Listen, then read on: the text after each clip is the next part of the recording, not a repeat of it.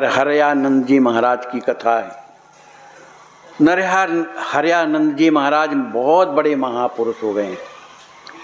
इन्हीं के द्वारा श्री गोस्वामी तुलसीदास जी महाराज ने सूकर खेत में श्री रामायण जी का उन्होंने अनुभव किया था। इन्हीं ने बताया है, तब उन्हें कुछ ज्ञान हुआ, तब उन्होंने रामचरितमानस की रचना की। इनका बड़ा विचित्र चरित्र है। ये रामानंदाचार्य जी महाराज के शिष्य थे और रामानंदाचार्य जी महाराज ने इन्हें आज्ञा दी कि तुम चित्रकूट चले जाओ। तो वो वहाँ आज से आज्ञा लेकर के और मुनि चित्रकूट की ओर जाते हैं। अब ये गंगा के किनारे किनारे चल करके और प्रयागराज पहुँचते हैं। जब प्रयागराज पहुँचते हैं, फिर प्रयागराज में स्नान करने के बाद और फिर वहाँ से चित्रकूट के लिए चले जाते हैं। चित्रकूट में भी जा कर के मंदाकिनी के किनारे, वहाँ पर मंदाकिनी में उन्होंने स्नान किया और स्नान करने के बाद एक ऊंचा टीला था, उस टीले में जा कर के आप खड़े हो गए। अब संतों की मौज है, क्यों खड़े हो गए, ये उनकी मौज है। और वहाँ से देखने लगे कि देखें कहाँ कहीं संत दिखाएं तो उन्हीं के पास जाएं। तब जब उस टीले में खड़े होकर के देखे तो एक प्राचीन गुफा बनी हुई थी, बहुत पुरानी गुफा थी।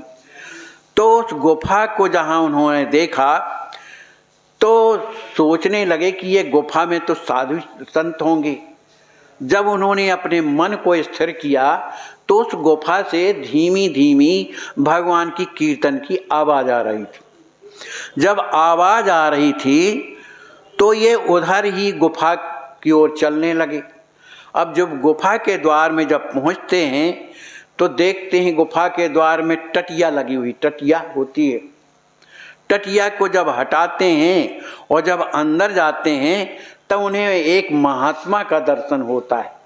वो ही महात्मा भगवान का नाम स्मरण कर रहे थे और बड़ी मस्ती में बैठे हुए थे। ये जा कर के स्वामी जी उनके चरणों में प्रणाम करते हैं, वो उन्हें आशीर्वाद देते हैं। महात्मा जी ने कहा कि आप कहाँ जा रहे हैं? कहा महाराज मैं तो इसी गुफा में आया हूँ और दर्शन करना चाहता हूँ। वो थी तो गुफा, लेकिन अंदर तो बहुत विस्तार था। तो कहा तुम एक काम करो, इसी सीढ़ी के द्वारा नीचे चले जाओ। जब वो सीढ़ी के द्वारा जब नीचे जाते हैं, जब भीतर जाते हैं तो क्या देखते हैं कि बहुत अच्छे साफ सुथरे प्रांगण माने आंगन, बड़े सुंदर आंगन बने हुए हैं और उन आंगनों से प्रकाश निकलता है, सुंदर प्रकाश निकल रहा है।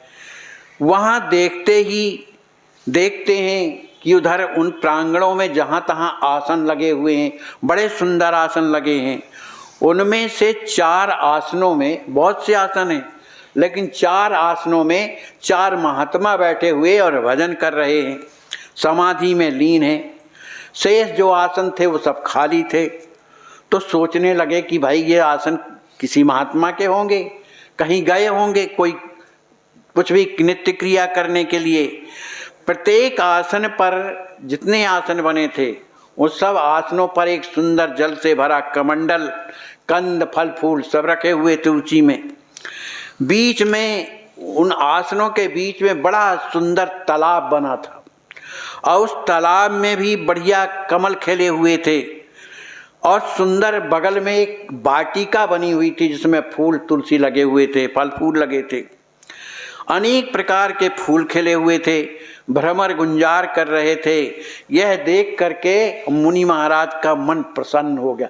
यही तो चाहिए साधु को, एकांत हो, जल मिल जाए, बढ़िया पुष्प तुलसी मिल जाए और फल फूल भोग के लिए मिल जाए, और क्या करना। अब इनने सोचा कि भैया अब यहाँ ही रहेंगे, ये बहुत बढ़िया आश्रम। तो मुनि महाराज उस सरोवर में स्नान करते हैं। स्नान करने के बाद भगवान, उनके पास जो भगवान थे उनका नाम था विजय राघव जी, भगवान लिए थे। तो उनकी उन्होंने पूजा किया और अपने आसन में जो एक खाली था, वो किसका है क्या पता, लेकिन एक आसन में जा कर के बैठ गए। अब वहीं पर उन्होंने धूनी जमाई और भगवान को भोग लगा करके फल रखी थे, उसी का भोग लगाया और बढ़िया भगवान को पवाया, खुद पाए। अब उस गुफा में जितने भक्त मुनि भजन करते थे, जितने भी भक्त मुनि करते थे, वे सब एकांतिक थे, अलग अलग आसन में बैठे थे, दरबार नहीं करते थे, अपनी योग साधना में लगे रहते थे। कोई किसी से बातें ही नहीं करता, कोई किसी से बातचीत करता ही नहीं है। कंद फल फूल सबके आसनों पर अपने आप पहुंच जाता है। अब कौन दे जाता है भगवान जाने, पहुंच जाता है। अब वहाँ रह कर के केवल भजन करना है, स्नान करना है तो तालाब है, मैदान है, बड़ा भारी मैदान है, और तुलसी फूल का बढ़िया बगीचा लगा हुआ है। अब क्या चाहिए।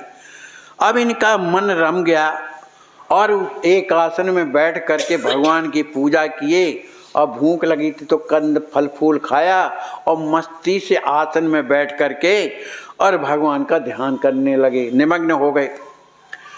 अब जब आनंद में इतने निमग्न हो गए कि इन्हें कई दिन तक याद ही नहीं रही भगवान का प्रेम। हृदय में जब भगवान बैठते हैं ना तो ऐसा ही होता है, उसको समय का पता नहीं लगता। कई दिन बीत गए। एक दिन की बात है कि ये अपने भगवान की पूजा करने के लिए तुलसी और फूल लेने के लिए जो वाटिका बनी थी वहाँ जब जाते हैं, तब वहाँ पर कुंज प्रसारणी के पास पहुँचते ही उनका शरीर पत्थर के समान हो गया। उस बगीचा था तो उस कुंज में जैसे ही प्रवेश करते हैं, उस कुंज का नाम था कुंज प्रसारणी। उस कुंज के अंदर जैसे ही प्रवेश होते हैं तो इनका शरीर पत्थर का हो गया।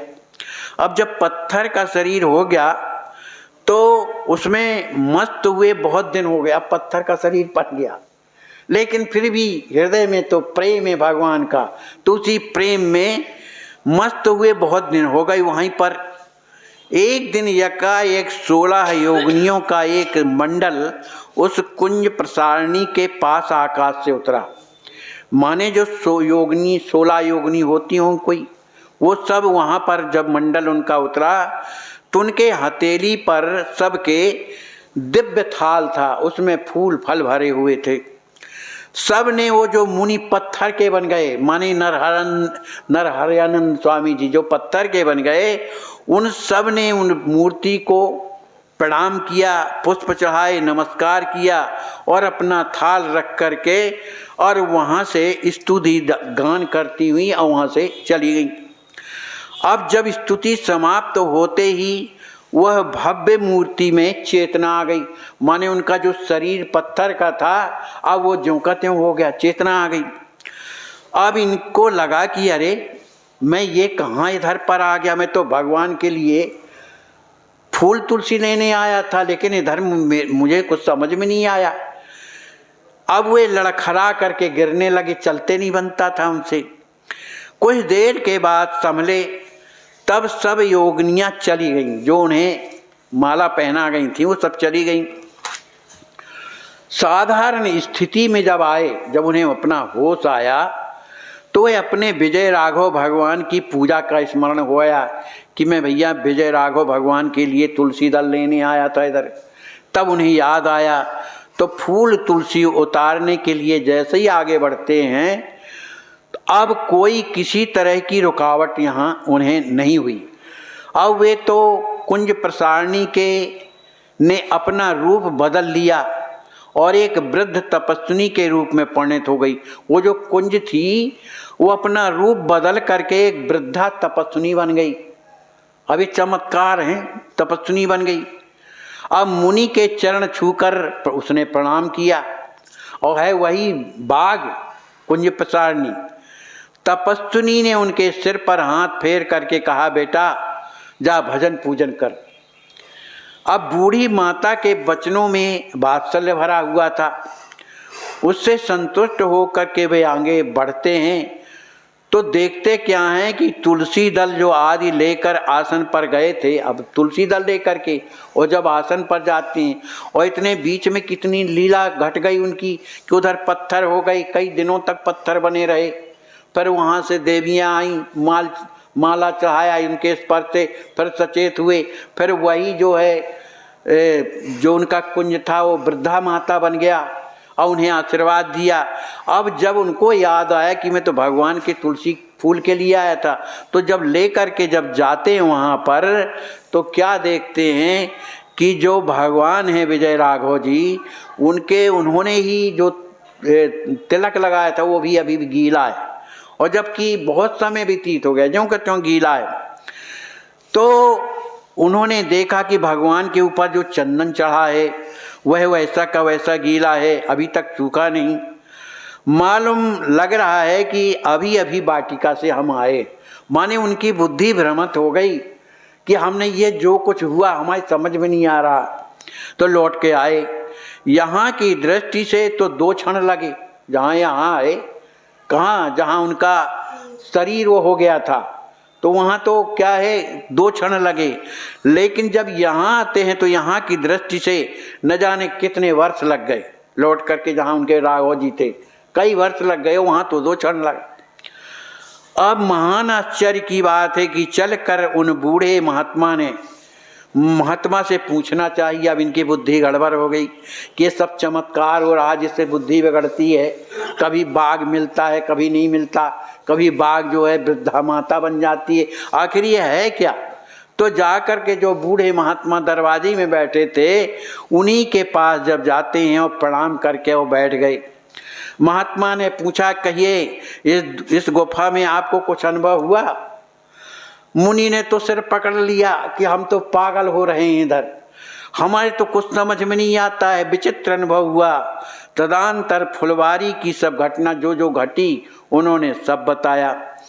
महात्मा ने कहा, इस गुफा का क्षेत्र प्रकृति से परे है, माने ये प्राकृतिक नहीं है, अप्राकृतिक है, माने भगवान से संबंध है ना। यहाँ की सब वस्तुएं अप्राकृत हैं और प्रकृति देश काल की सारणी यहाँ काम नहीं करती। यहाँ तो अनंत जन्म बीत जाते हैं, लेकिन भगवान का जो धाम है, जो अप्राकृत है, वो क्षण भर में सबको दिखाई देता है। इससे वर्षों तक पहुँच गया तो इससे आश्चर्य की कोई बात नहीं है, घबराओ नहीं। इसमें जगत के अंतर्गत स्वप्न एवं सुषुप्ता अवस्था के भोग हुए हैं। तद मने ज्योति यदि कंठ और हृदय उतर आई तो इसमें आश्चर्य की बात क्या है। क्या है, जब ध्यान करने वाले होते हैं तो उनके हृदय में ज्योति प्रकट हुआ करती और वही सुषुप्ना नाड़ी में चलती रहती है, तो वही पहुंच करके दिव्य प्रकाश मिलता है, उसी प्रकाश में भगवान का भी दर्शन होता है। तो उन्हें ये सब कुछ प्राप्त हो गया मुनि जी को। तो ये इन्होंने जब बताया तो उन्होंने बताया कि अगर प्रकाश तुम्हें प्रकाश मिला और दिखाई देने लगा है तो इसमें जो है कौन बड़ी बात है, ये तो होता ही है। इस भगवत भक्त धाम की महिमा निराली, ये भगवत धाम है, पुनरावृत्ति धाम भगवान का ही धाम है। यहाँ असंभव का आकार गुप्त हो जाता है। ज्ञान विज्ञान के धरा तल पर भगवान चरण चिन्ह अंकित हैं, ऐसा साफ दर्पण है कि इसमें अपनी मुखाकृति स्पष्ट दिखाई देती है।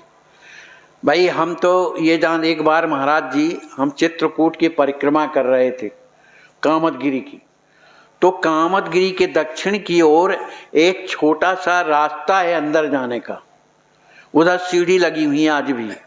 तो हम वहाँ दर्शन करने गए तो उधर से रास्ता, तो हमने एक महात्मा से पूछा बैठे थे कि महाराज जी ये रास्ता में कौन घुसता होगा, तो इतना छोटा रास्ता है। कहा बेटा इसके अंदर जो हैं सिद्ध लोग हैं, वो अपना सूक्ष्म रूप बना करके इसमें प्रवेश कर जाते हैं, और आज के नहीं राम जी के जमाने के लोग इसके अंदर जो है सब कुछ है, तालाब भी है, फल फूल भी है, वो अनेक ऋषि मुनि बैठे हुए तपस्या करते हैं। वो कभी कभी रात में परिक्रमा करने के लिए निकलते हैं, जिनका भाग्य होता है उन्हें दर्शन भी मिलते हैं। तो इसी तरह से ये है कि उन्होंने बताया कि ये जो तुम्हें दिखाई दिया ये क्या है, भगवान की कृपा है तुम पर।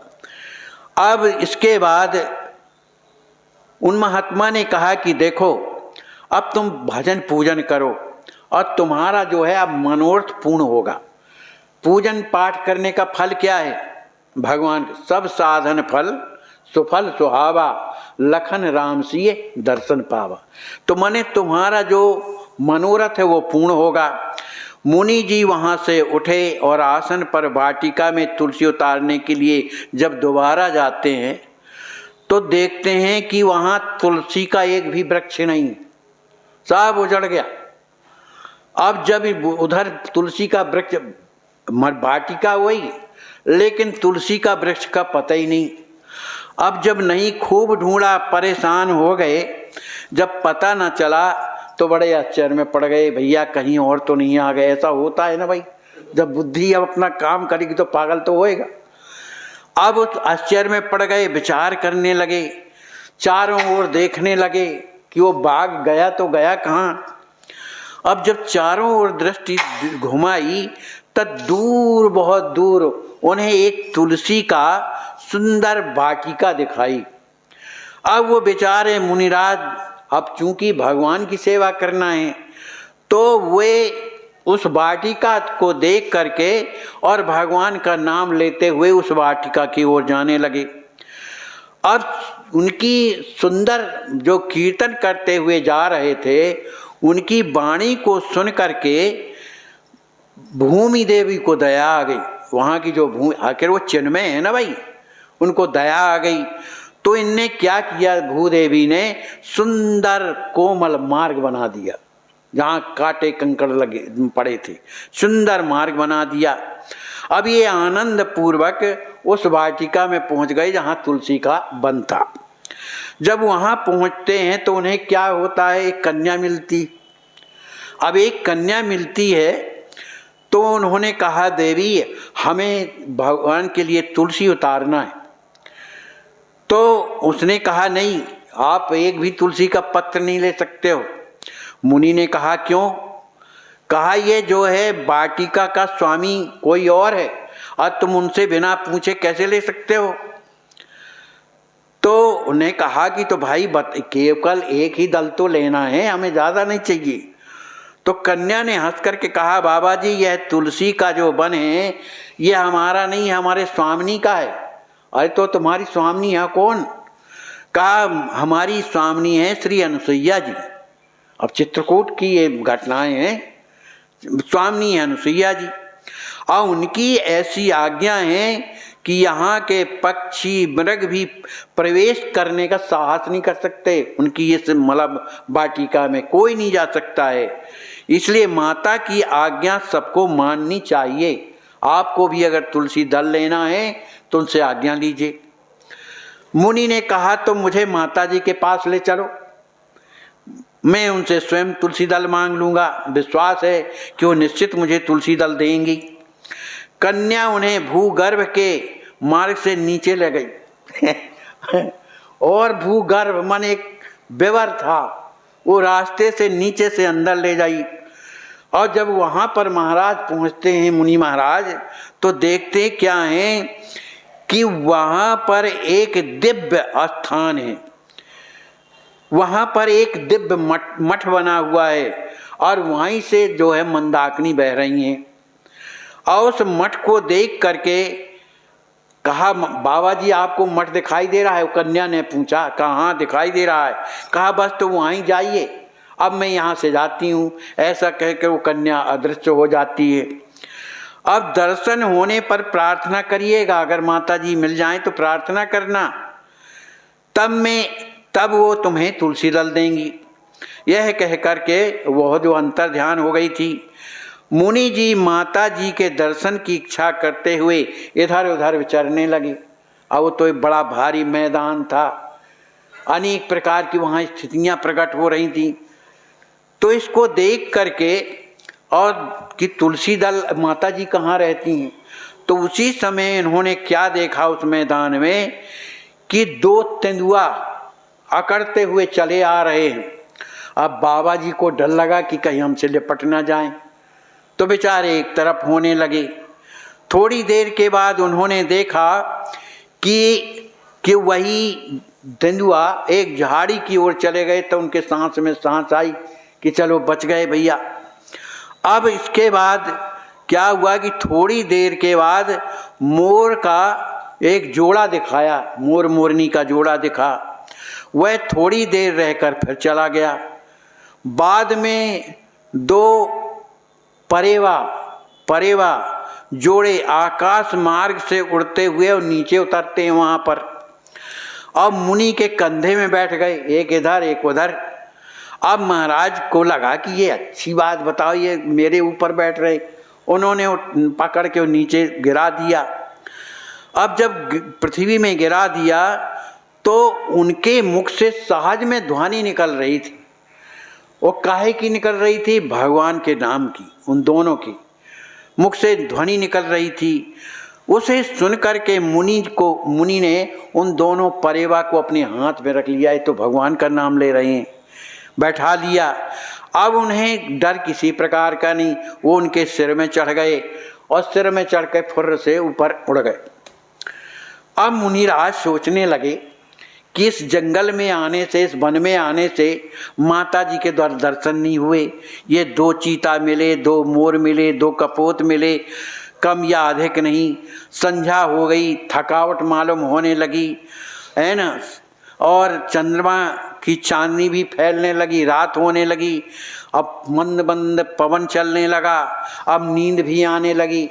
और महाराज जो है वहीं स्वप्न में उन्हें पढ़ रहे और स्वप्न उन्हें आने लगा। स्वप्न में देखते हैं कि अत्रि माता अनसुईया के दर्शन हुए। अब स्वप्न में ये चले तो देखते हैं कि माता अनसुईया आश्रम में विराजी हुई हैं। तो उनका दर्शन किया। माता अनसुईया ने कहा, वत्स हमारे दर्शनार्थ तुम विकल थे ना कि हमें दर्शन मिल जाए आपका, तो हम ही तेंदुआ, मोर और कपोत के रूप में तुम्हें दर्शन दिए, लेकिन तुमने पहचान नहीं पाए हैं। कलिकाल में सहसा प्रत्यक्ष दर्शन का नियम नहीं है, ऐसा कहती हैं। अरे मने जो कहा कह रहा अनसुईया जी कहते हैं कलयुग में प्रत्यक्ष दर्शन नहीं मिलते हैं। ऐसा जब कहते हैं तो अच्छा एक काम करो, अब तुम मल्लिका कुंज में जाकर रहो। मल्लिका कुंज में जहाँ पर फूल वूल की बागवानी है वहाँ पर रहो। और कन्या से कह देना जो तुम्हें यहाँ तक भेज गई थी, जो वहाँ की स्वामिनी बनी है, उससे कह देना कि माता ने तुलसी बन का मुझे स्वामी बना दिया। ऐसा तुम कहना, फिर तुम्हें किसी तरह की रोक टोक नहीं होगी। जितना फूल लेना हो, जितना जो भी लेना हो, तुलसी तो बता देना। तुलसी बनिका वह स्थान है जहाँ महर्षि के पास भगवान राम लक्ष्मण दोनों भाई जो है बैठे थे। अब देखो इस स्वप्न की चर्चा चल रही। अब संत के द्वारा भगवान का दर्शन होता है।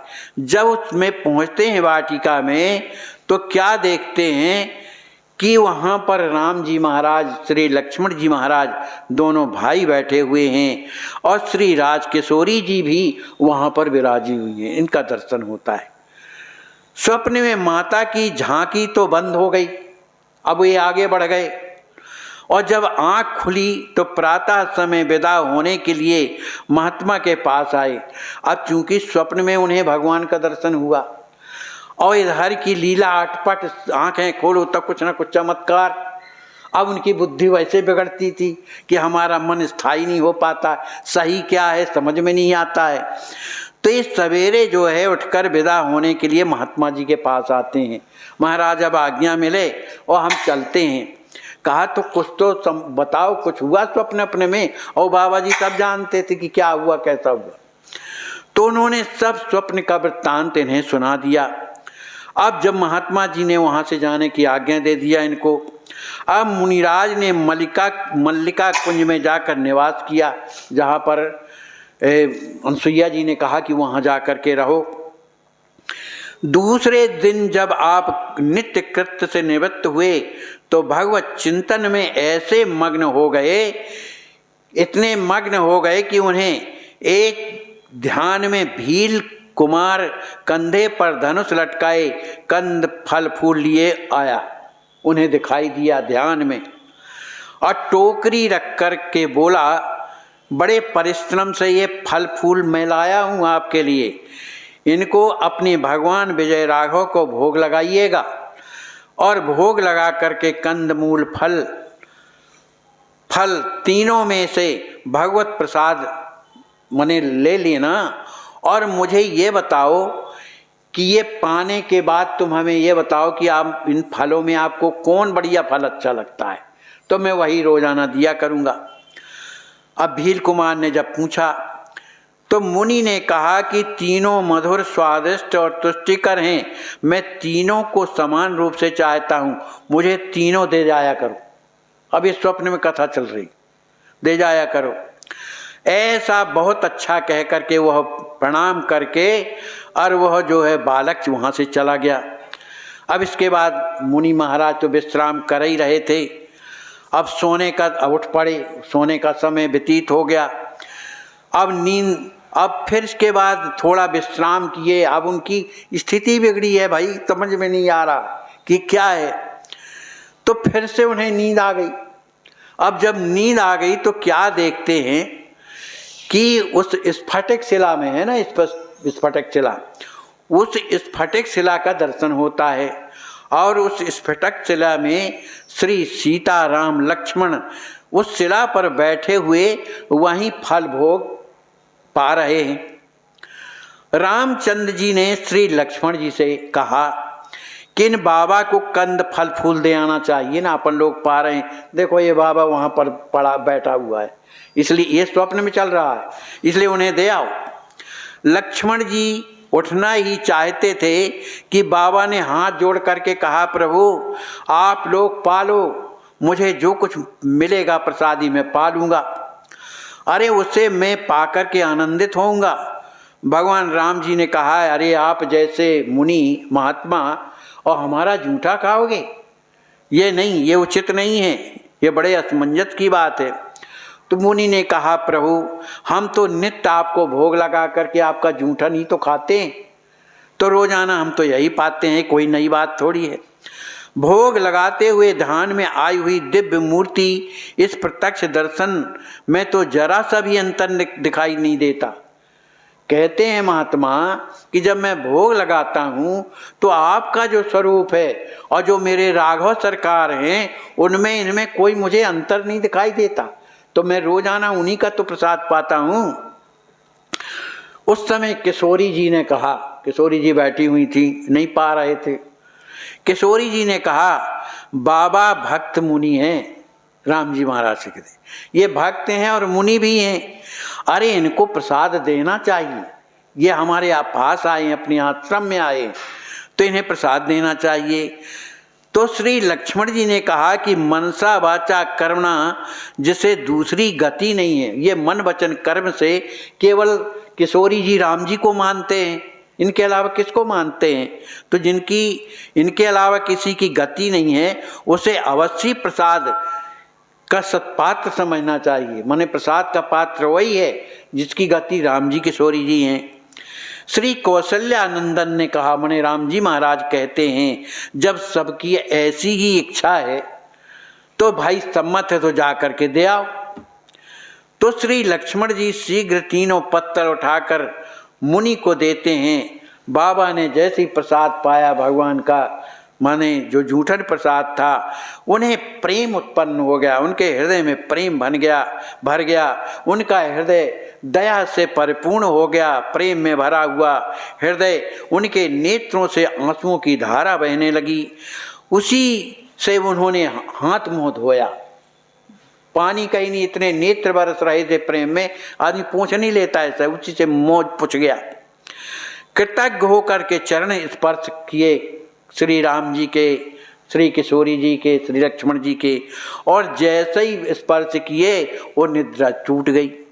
अब ये उठ मने उनकी नींद भंग हो गई। अब ये भक्त मुनि कौन हैं? कहते हैं स्वामी नरहरानंद जी महाराज हैं, जिन्होंने गोस्वामी तुलसीदास जी को रामचरितमानस पढ़ाई थी। बोलिए मुनि जी महाराज की जय, स्वामी नरहरानंद स्वामी की जय। जय जय सीताराम। हाँ ज़्यादा नहीं लगेगा, हाथ कटने के बाद तो दवा भी रोक चलेगा फिर। चलिए उसके बाद तो डॉक्टर ने कहा है कि कैंसर आपका जान बच जाएगी, हैं? आगे नहीं बढ़ा है, हैं?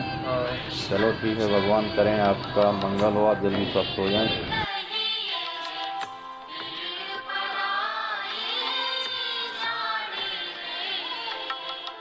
पर दुखे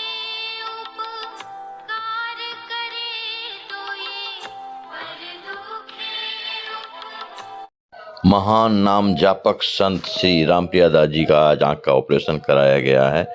आप देख रहे हैं स्वसन सेवा ट्रस्ट के द्वारा विभिन्न प्रकार के इलाज संपन्न किए जाते हैं संतों के, गरीबों के। श्री जुगल सरकार की जय हो, मिथिला बिहारी सरकार की जय हो, कुंवर बिहारी बिहारी जी की जय हो, रामलला सरकार की जय हो, अयोध्या धाम की जय हो, जय हो। स्वसन सेवा ट्रस्ट में आइए, एक बार आप स्वयं देखिए, परखिए। श्री सद्गुरुदेव भगवान की जय हो। इन्हीं की कृपा से स्थापना की गई है स्वसन सेवा ट्रस्ट की। दुर्ला सरकार की जय हो, जय हो। श्री लाडली किशोरी जी की जय हो, विजयराजन जी की कृपा की जय हो, वात्सल्य की जय हो। नसीब वही होता है जो हम अपने कर्मों से बनाते हैं, सही बात है। आइए एक बार श्री श्रृंगार निधि सरकार की जय हो, जय हो, जय हो। स्वसन सेवा ट्रस्ट आपका स्वागत करता है अयोध्या धाम में। एक बार पधारिए और स्वयं देखिए इन संतों की सेवा को, किस प्रकार से विभिन्न प्रकार के मरीजों को यहाँ उपचार प्रदान किया जाता है 100% निःशुल्क। भोजन, वस्त्र, ऑपरेशन सब निःशुल्क। जय हो। श्री जुगल सरकार की जय हो, जय।